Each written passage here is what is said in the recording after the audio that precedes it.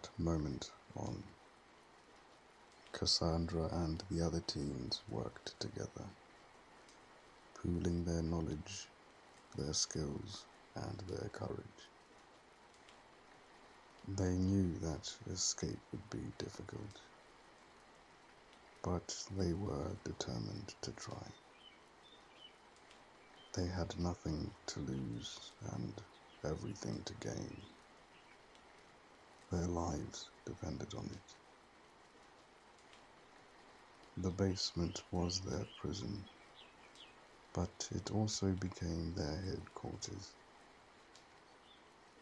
Cassandra, Emily, Daniel, and Ben huddled together, poring over every detail of their surroundings, searching for any advantage, any glimmer of hope.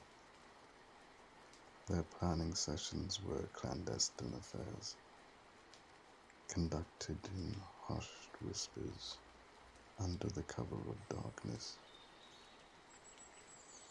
Their immediate need was information. They needed to know more about the house, the Turners' routines, and any potential weakness in their security.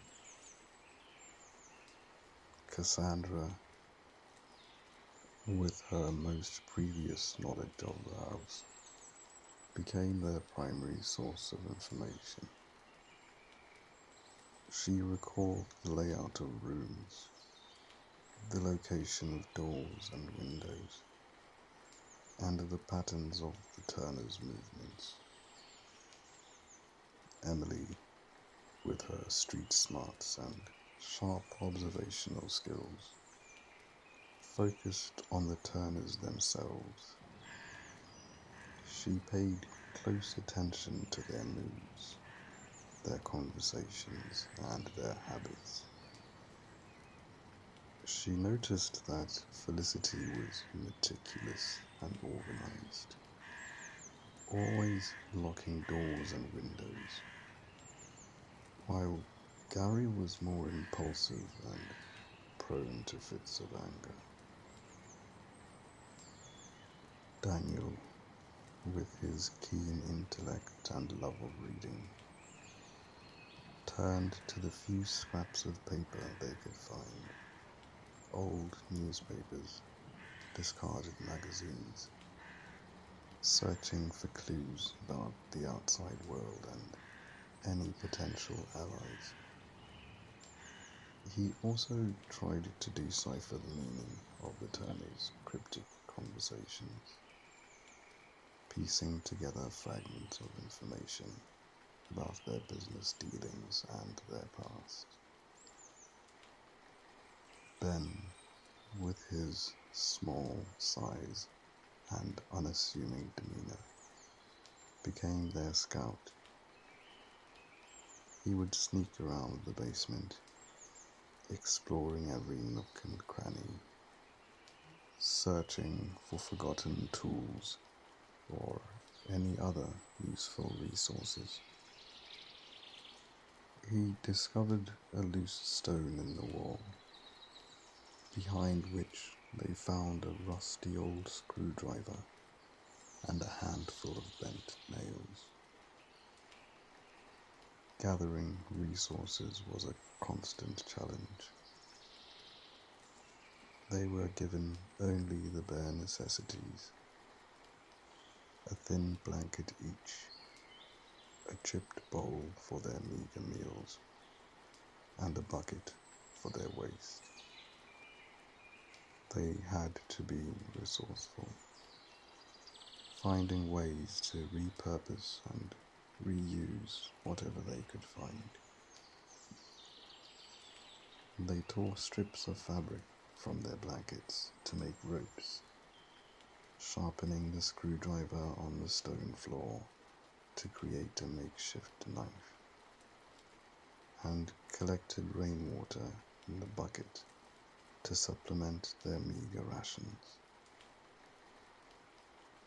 They learned to survive on next to nothing, their resourcefulness honed by desperation. Their most ambitious plan was to re-establish contact with the new boy upstairs. They knew that he was their only hope of getting help from the outside world. But they also knew that any attempt to reach him would be fraught with danger.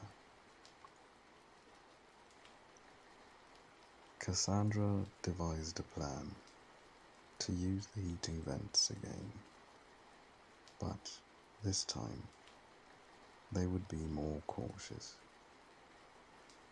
They would wait for a night when the Turners were out, and they would use a code word to ensure that it was really him. One evening, the Turners announced that they were going out for a dinner party. As soon as they were gone, Cassandra and the other teens gathered around the heating vent. Their nerves an absolute wreck. Cassandra pressed her ear against the grate and whispered the code word. Hope. After a moment of silence, they heard a hesitant voice from above. Hope, the voice said. Is that you, Cassandra? Yes, Cassandra said, her voice trembling with excitement. It's us. Are you okay? Have they hurt you? I'm okay, the boy said. But I'm scared. They're being so nice to me, but it doesn't feel right. We need your help, Cassandra said. We need you to find a way to get a message to the outside world, to tell someone what's happening here. The boy hesitated. I don't know, he said. I don't know if I can do that. They're watching me all the time. Please, Cassandra begged. We're desperate. You're our only hope. There was a long silence. Then the boy spoke, his voice cold and distant. I'm sorry, he said. I can't help you. I don't want to get involved. Just leave me alone. The connection was broken. Cassandra and the other teens stared at each other in stunned silence. They had been so close, so hopeful, and now their last chance had been snatched away. What happened? Emily asked, her voice filled with disbelief. Why did he change his mind? I don't know, Cassandra said disappointingly. Maybe he's too scared. Maybe he doesn't believe us. Maybe he's working with them, Daniel said, his voice bitter. The rejection hit them hard, crushing their spirits and fueling their despair. They had put so much hope into the boy, and he had abandoned them. It felt like betrayal, a confirmation that they were truly alone in the world. Despite their disappointment, Cassandra refused to give up. She knew that they couldn't rely on anyone but themselves. They had to find another way, another plan. They had to keep fighting, even when the odds seemed insurmountable. The failed attempt served as a stark reminder of the challenges they faced. They were trapped in a web of deceit and cruelty, surrounded by danger and uncertainty. But they were not broken. They were resilient. They were determined to survive. Driven by a new sense of urgency, Cassandra proposed a daring plan. They would dig their way out. The idea seemed ludicrous at first, impossible even. But Cassandra argued that it was their only viable option. The walls are stone, but the foundation has to be connected to the earth, she explained, pointing to a section of the basement wall that seemed slightly softer, more porous than the rest. If we can dig through the dirt outside, we might be able to create a tunnel, a way out. The other teams were skeptical.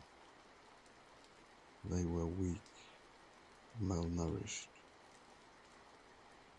and had no tools other than the rusty screwdriver and the bent nails.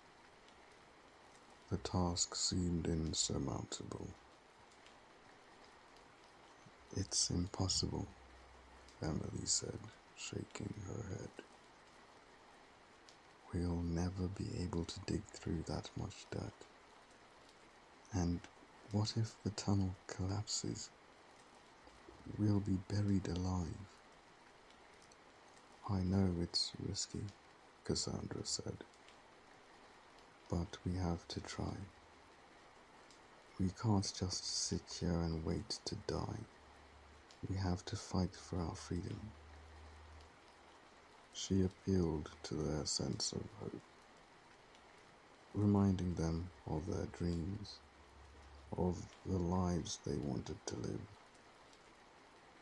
She spoke of the sun, the sky, the taste of fresh food, the feeling of freedom. Slowly, she began to win them over. Daniel, with his intellectual curiosity, examined the soil composition and planned out the tunnel construction.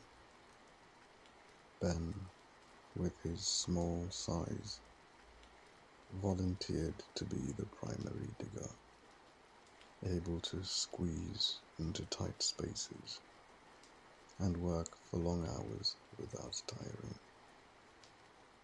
Emily, with her practical skills, devised a system for reinforcing the tunnel walls with scraps of wood and fabric, preventing collapses. They started digging in secret, working in shifts, using the screwdriver and nails to chip away at the dirt. The work was slow and arduous, their progress measured in inches. The air in the basement grew thick with dust and the smell of damp earth. Their hands were raw and blistered, their bodies aching with fatigue. Just as they were starting to feel a glimmer of hope, their work was interrupted. They were huddled around the digging site, their faces covered in dirt, when the basement door crashed open. They froze, their hearts leaping into their throats. They were sure it was the Turners, that they had been discovered. But it wasn't Felicity or Gary. It was the boy from upstairs, the one who had rejected them so coldly. He stood in the doorway, his face pale and drawn, his eyes wide with a mixture of fear and excitement. "What are you doing?" he said, his voice trembling. Cassandra and the teens stared at him in stunned silence. "The Turners, they left," the boy said, his voice growing more urgent. "They didn't say where they were going or when they'd be back. I think I wanted to help you." He explained that he had been having second thoughts, that he couldn't shake the feeling that something was wrong. He had seen glimpses of the Turners' cruelty, the way they treated Cassandra and the other teens, and he couldn't ignore it any longer. "I don't know if I can really help," he said, "but I want to try. I can bring you food, maybe even contact the outside world." Cassandra eyed him warily. She didn't trust him. He had rejected them before, and she couldn't be sure that he wasn't working for the Turners. "Why should we trust you?" she said, her voice cold. "You turned your back on us before. What's changed?" The boy hesitated. I don't know," he said. "I just can't live with myself if I do nothing. But you have to do what I say, when I say." His tone shifted, revealing a manipulative edge that Cassandra instantly recognized. He wasn't offering help out of the goodness of his heart. He wanted control, to be their savior. He started laying out conditions, demanding their obedience, setting manipulative expectations. Cassandra saw the danger. He would use them, control them, and likely betray them the moment it suited him. Cassandra saw her opportunity. It was a reckless move, but it was their only chance. She lunged at the boy, catching him off guard. He stumbled backward, his eyes wide with shock. "What are you doing?" he cried. Cassandra didn't answer. She tackled him to the ground, her hands closing around his throat.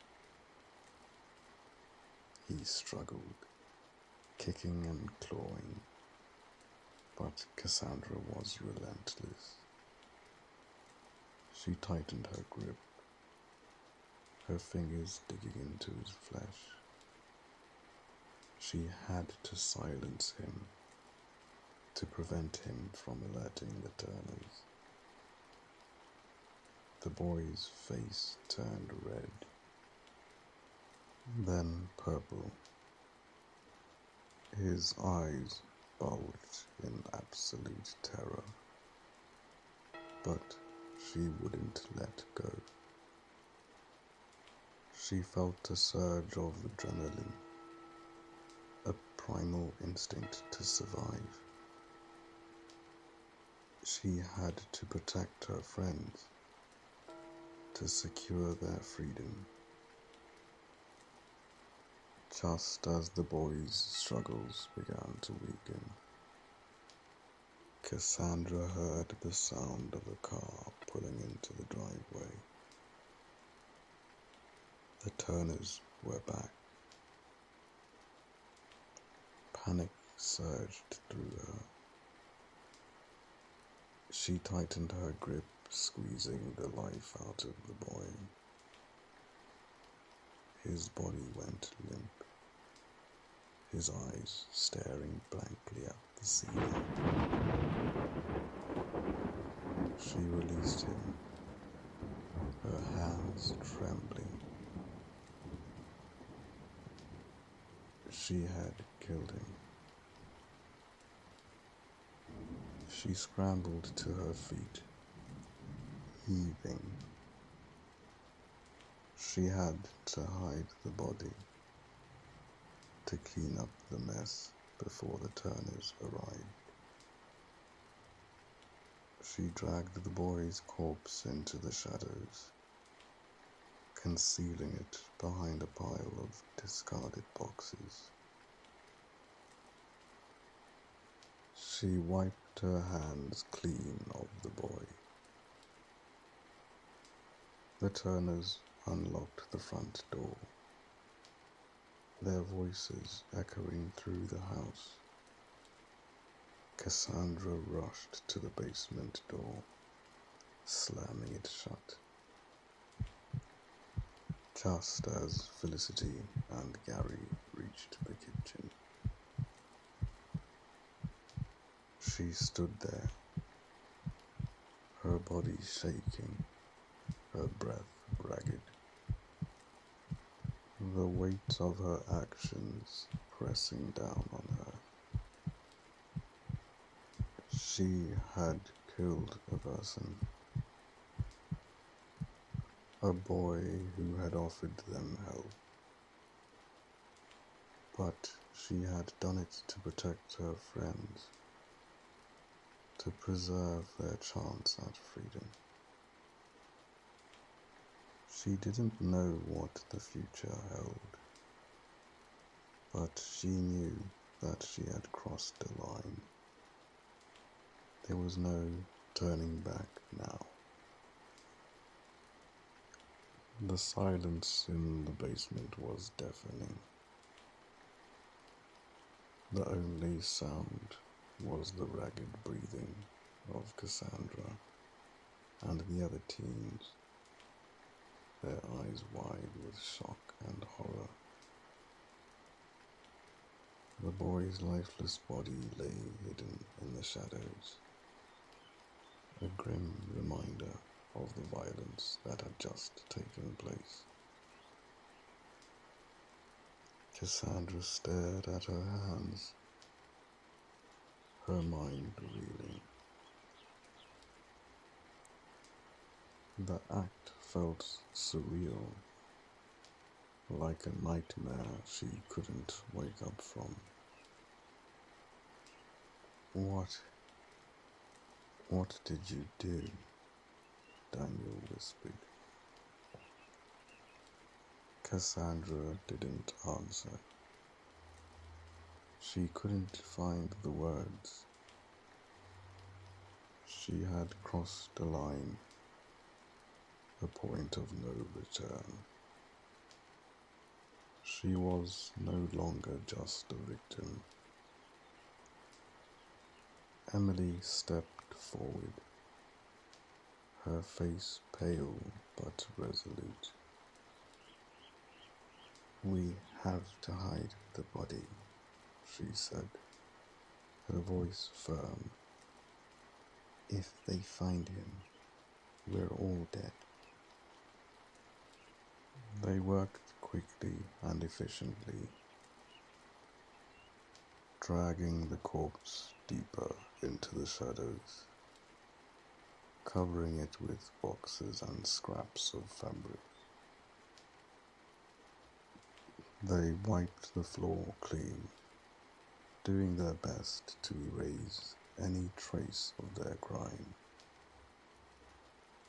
The fear of discovery hung over them like a suffocating cloud.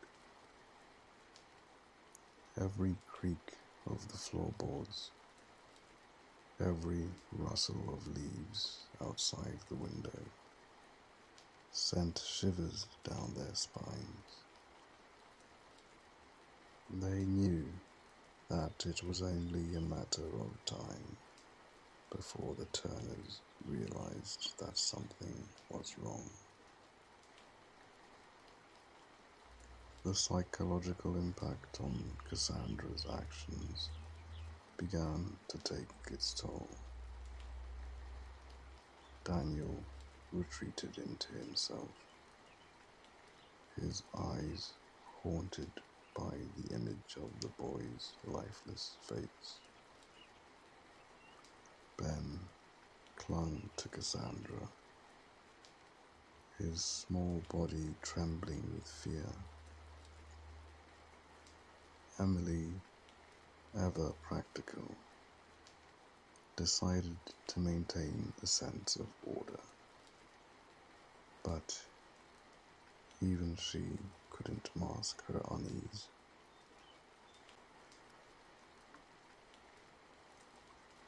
Cassandra, burdened by guilt and responsibility, struggled to maintain her composure.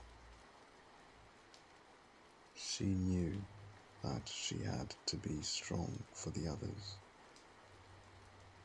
but the weight of her actions threatened to crush her. The Turners' arrival shattered the sense of silence, their voices echoing through the rooms. Cassandra and the other teens huddled together in the basement. They could hear the Turners moving through the house, their footsteps growing closer and closer to the basement door. "Where's the boy?" Gary said, his voice laced with suspicion. "I haven't seen him since we got back." A moment of tense silence followed. "He must be sleeping in his room," Felicity said, her voice a little too casual. "He's probably just tired." But Cassandra knew they were suspicious. They knew that something was wrong. The next morning, the Turners announced that the boy had run away. "He must have gotten homesick," Felicity said without irony. "We're so disappointed. We thought he was going to be a part of our family." But Cassandra could see the anger in their eyes, the barely concealed rage. They knew that the teens were involved in the boy's disappearance, but they couldn't prove it. As a punishment, they reduced the teens' rations, depriving them of food and water. They also increased their surveillance, checking on them more frequently. "We know you're hiding something," Gary said, his voice cold and menacing. "And we're going to find out what it is."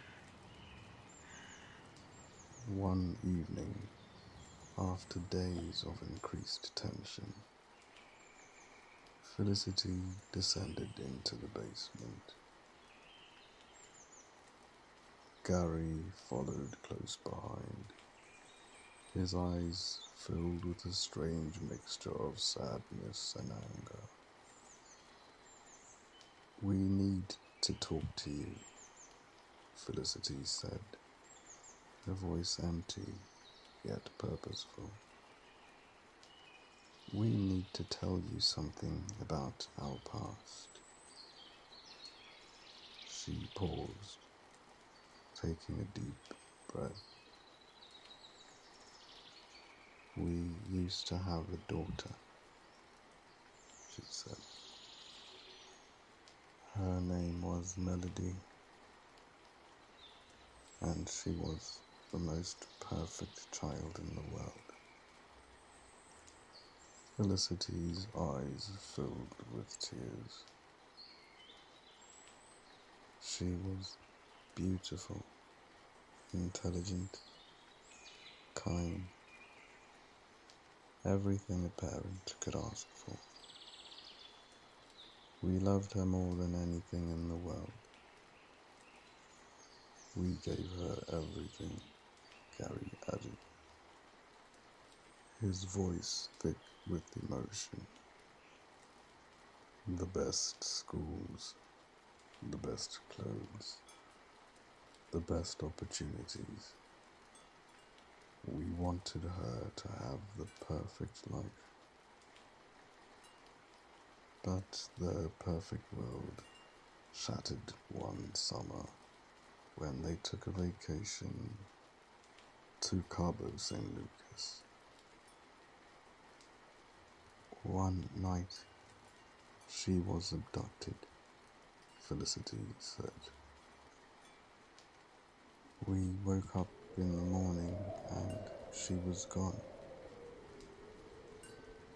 They searched for her everywhere, hiring private investigators, offering rewards, pleading with the local authorities.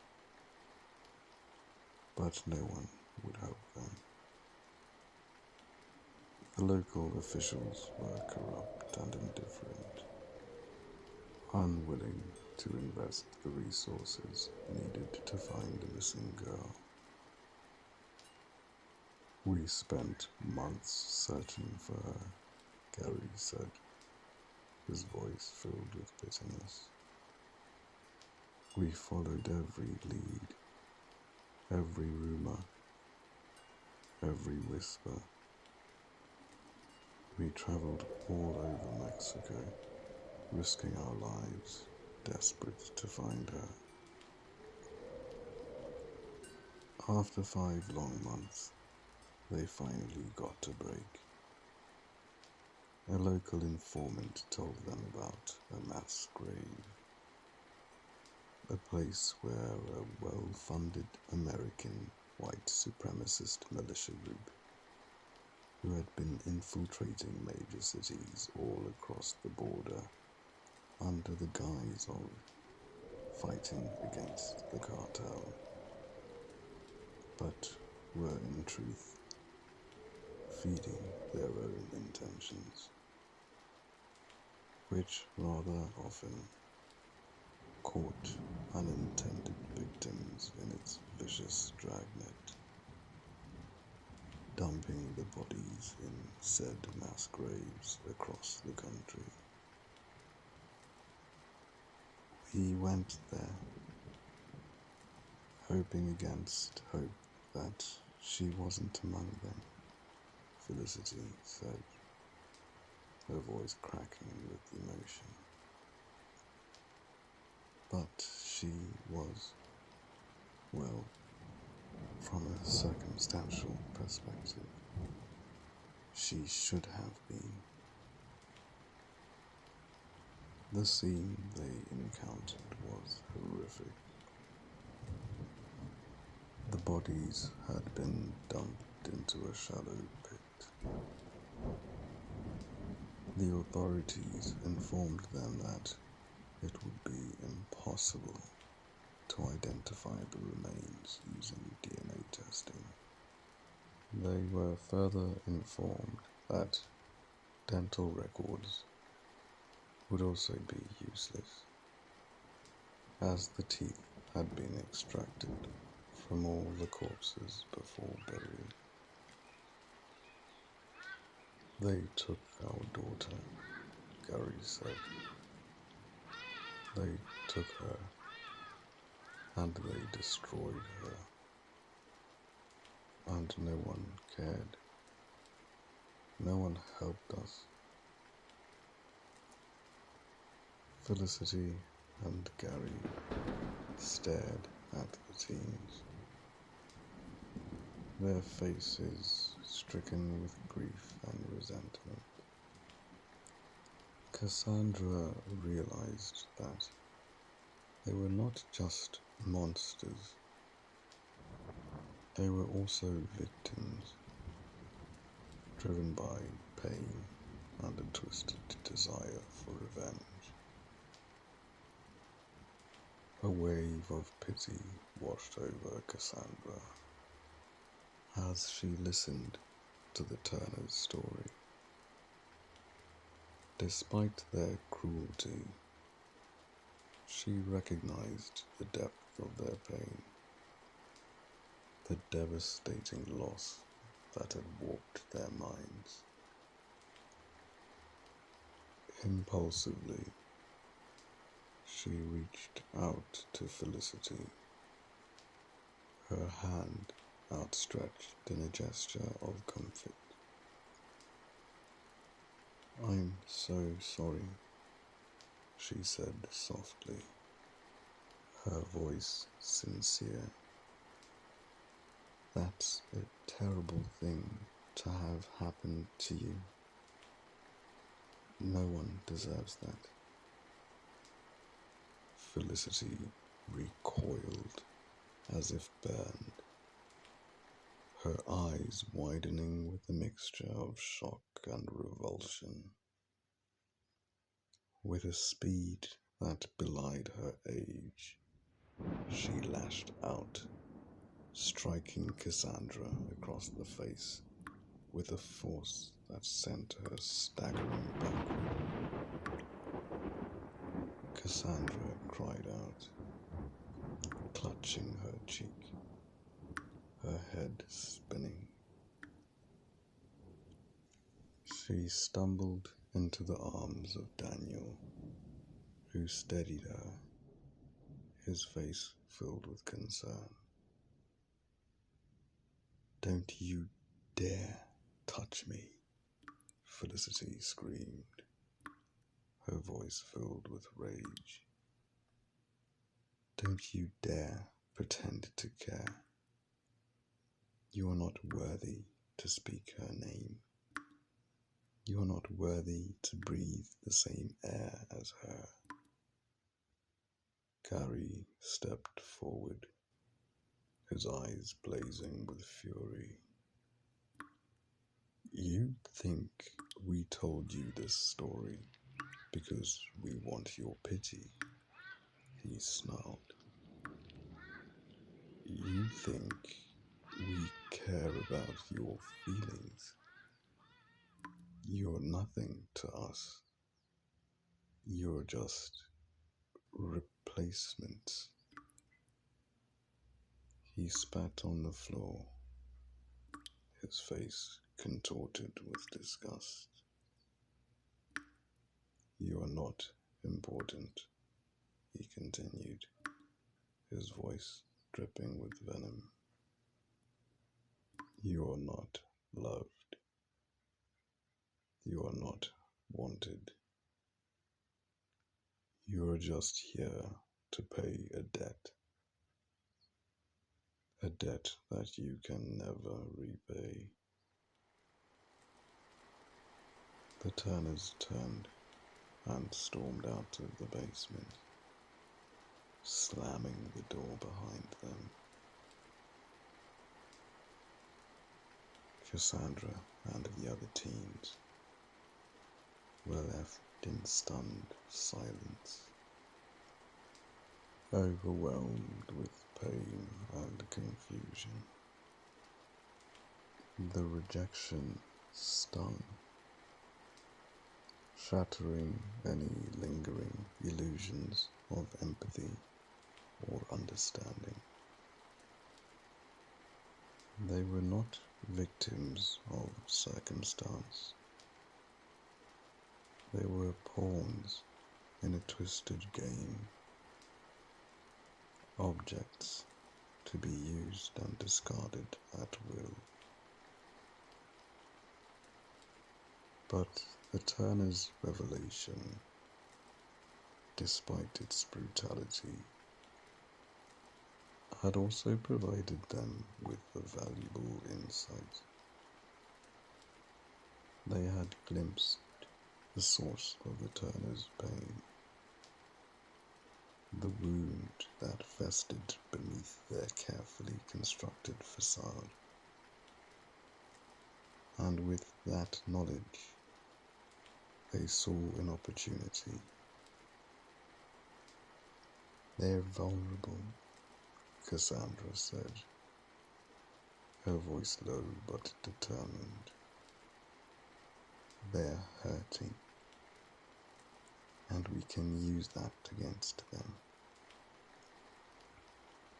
The other teens looked at her with skepticism and hope.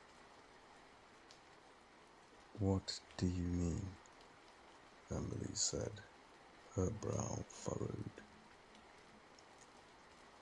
"We can manipulate them," Cassandra said. "We can exploit their emotions, their guilt, their longing for melody. We can make them doubt themselves, make them question their actions. We can turn them against each other." Daniel hesitated. "Is that ethical?" he said, his voice filled with doubt. "Are we stooping to their level? Ethics don't matter when you're fighting for your life," Cassandra said, her voice hard. "We've tried being good, being obedient, being understanding. It hasn't worked. Now it's time to fight dirty." She outlined her plan, a risky strategy that involved playing on the Turners' emotions, feigning remorse, and subtly reminding them of melody. They would use their words, their actions, their very presence to torment the Turners, to drive them to the brink of madness. "It's dangerous," Cassandra said, "but it's our best chance. We have to make them believe that we can somehow fill that void that melody left behind, that we can somehow atone for their loss." The other teens looked at each other with apprehension. It was a risky plan, one that could easily backfire. But they were desperate. They had nothing to lose. "Okay," Emily said, her voice resolute. "Let's do it. Let's make them pay." From that moment on, Cassandra and the other teens embarked on a dangerous game of manipulation. Their every word and action calculated to exploit the Turners' vulnerabilities. They knew that they were walking a tightrope, that one wrong move could cost them their lives, but they were determined to fight for their freedom, even if it meant sinking to the Turners' level. The manipulation began subtly, a delicate dance on a razor's edge. Cassandra, drawing on her experience with the manipulation in the foster care system, guided the others, reminding them that the key was to appear sincere, vulnerable, and contrite. They started expressing remorse for their past actions, feigning guilt for the trouble they had caused. They apologized for trying to escape, for talking back, for not being grateful for the Turners' generosity. "We were wrong," Cassandra would say, her voice filled with fake humility. "We didn't appreciate everything you've done for us. We're so sorry." The Turners, initially suspicious, seemed to soften slightly, their expressions shifting from anger to a cautious curiosity. They wanted to believe that the teens had finally learned their lesson, that they were finally ready to conform. Next, they began to subtly remind the Turners of Melody, weaving her name into their conversations, praising her supposed virtues, and expressing a longing to know more about her. "Felicity, you must miss her so much. She sounds like she was such a wonderful person," Emily would say, her voice fraudulently sympathetic. "It must be so hard to live without her." The Turners' reactions were complex. Sometimes they would become withdrawn and tearful, their eyes filled with grief. Other times, they would lash out in anger, accusing the teens of exploiting their pain. "Don't you dare talk about her," Gary would scream.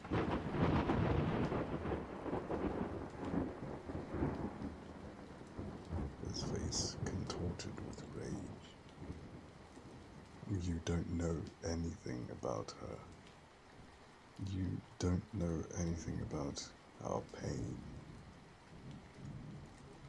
But despite their anger, the teens could see that their words were having an effect. The Turners were becoming increasingly volatile, their emotions raw and exposed.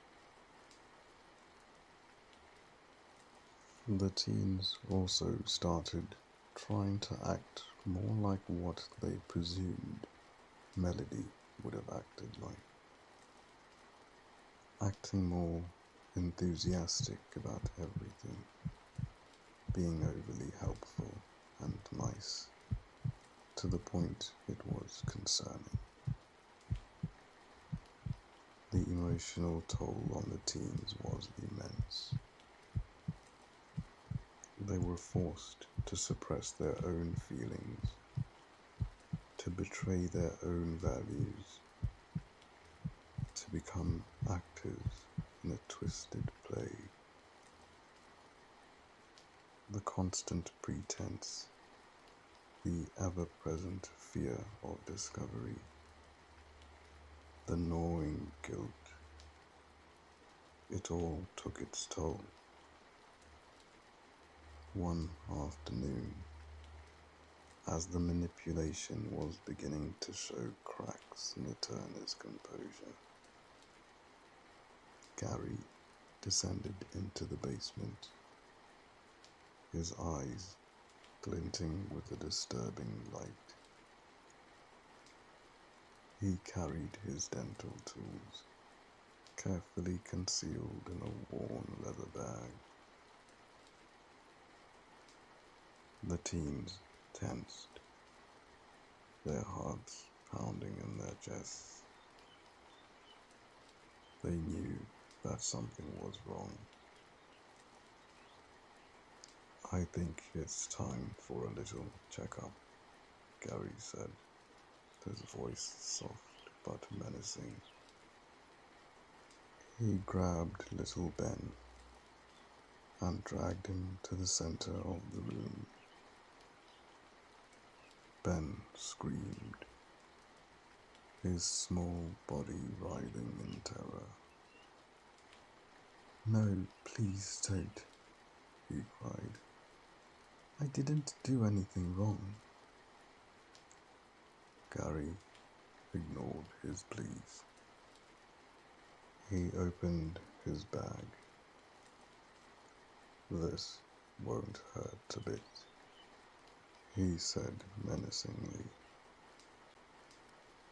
It was all over quickly after it had begun. Gary released him, his face expressionless. Ben slumped into a lifeless pile on the cold floor, sobbing uncontrollably, clutching his mouth. "There," Gary said, his voice flat. "That's enough for today." He gathered his tools, his eyes lingering on Emily. "Felicity wants to take you to see her new development. She thinks you'll be excited to see where your new home will be," he said cheerfully, before turning and leaving the basement, slamming the door shut behind him. As soon as he was gone, the teens erupted in panic. They knew that Emily was in grave danger, that Felicity had something terrible planned for her. "We have to do something," Cassandra said in desperation. "We can't let her go." They tried to formulate a plan, but their minds were too cluttered. They were trapped, helpless, and time was running out. Emily sat in stunned silence, her face pale and drawn. She knew that this was it, that her luck had finally run out. "It's over," she said, her voice barely a whisper. "She's going to." Cassandra grabbed her by the shoulders, shaking her gently. "No," she said. "It's not over. We're not going to let her take you. We're going to get you out of here." But as she spoke, a chilling realization dawned on them. They had been so focused on manipulating the turners, on playing their twisted game, that they had lost sight of their original goal, to escape. And now, time was running out. They had to act, and they had to act fast. Ben's whimpering filled the basement, a constant reminder of their helplessness. The teens huddled together, desperately trying to devise a plan to save Emily, to save themselves.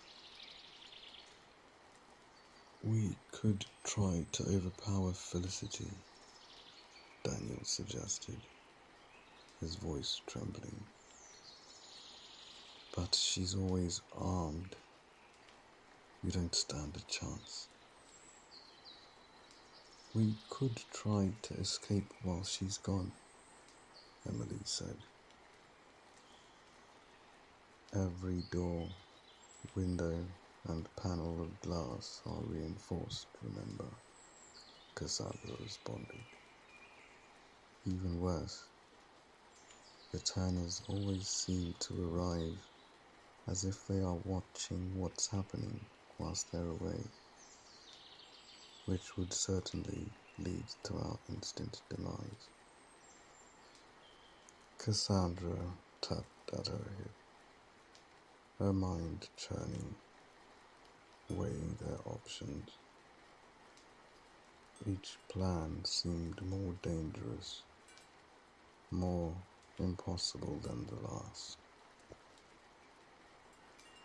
"It's hopeless," Ben sobbed, clutching at his guns. "We're never leaving here." In a moment of frustration, Daniel blurted out, "They might as well take all our teeth. It's all they seem to care about anyway." The words hung in the air, a chilling realization dawning on Emily's face. "Who has the most teeth left?" she asked, her voice urgent. The teens looked at each other, their eyes filled with confusion. "Cassandra does," Daniel said. "She's barely lost any." "No, she doesn't," Emily said, her eyes narrowing. She pointed to the spot in the basement where they had buried the boy from upstairs. "He does." A wave of understanding washed over the teens. They knew what they had to do. A blood-curdling chorus of howls and moans erupted from the basement, a symphony of agony that echoed through the house. The teens writhed on the floor, clutching their jaws, their bodies contorting in pain. The Turners, startled by the commotion, rushed downstairs, their faces filled with alarm. "What's going on here?" Gary demanded, his voice sharp. "Be quiet. What are you doing?" Cassandra stood apart from the others, her expression calm and resolute. She clenched her fist, her eyes fixed on the Turners. "I've had enough," she said, her voice cold and devoid of emotion. "I've had enough of their vile behavior, their subhuman status. I'm done with them." She opened her fist, revealing a palm full of teeth. "That's every last tooth from those things," she said, her voice dripping with disgust. "We don't need them anymore. They've spoiled." The other teens moaned in unison, their mouths closed, their faces contorted in pain. Cassandra turned to the Turners, her eyes filled with a chilling blend of longing and obedience. "Mum, Dad," she said sweetly and innocently, "can I go back to my room now? I've been a good girl. Can you make me my favorite meal?" She held out her hand, offering the tea to Felicity. Felicity, mesmerized by Cassandra's transformation, reached out and took the tea, her fingers trembling. Cassandra smiled, a chillingly vacant expression, and without further hesitation, walked past Felicity, heading towards the stairs. The Turners stood frozen, their eyes fixed on Cassandra, their minds struggling to process what was happening. Gary tilted his neck and projected over his shoulder to the other teens. "You stay here," his voice filled with rage. He and Felicity followed Cassandra upstairs, leaving the remaining teens in the darkness. 2 days of silence stretched on, an eternity of fear and uncertainty. The teens huddled together, their hope dwindling with each passing hour. They began to doubt their plan, to wonder if Cassandra had betrayed them. Then the silence was shattered. The distant wail of sirens grew louder, closer, until it filled the air. The roar of police cars and the bumping of a helicopter vibrated through the house. A deafening crash echoed from the front of the house, as the front door was breached. Shouts of "Police! Freeze!" reverberated through the halls. Slowly, hesitantly, the basement door creaked open.